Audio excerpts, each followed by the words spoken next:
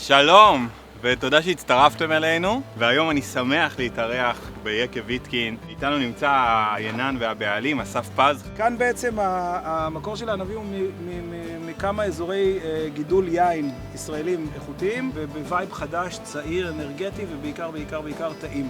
אז אנחנו הולכים לעשות משולשי קרישה ממולאים בבשר חדש. בבשר הזה מה שחשוב בתור התחלה זה תמיד לטגן אותו טוב. אני מוסיף בצל מגורר. וואו, כן. יש לנו פה קרישה, אוקיי? אז אני לוקח כזה קצת מהמליץ, אני עושה קיפול אחד, ואז אני מתחיל לקפל.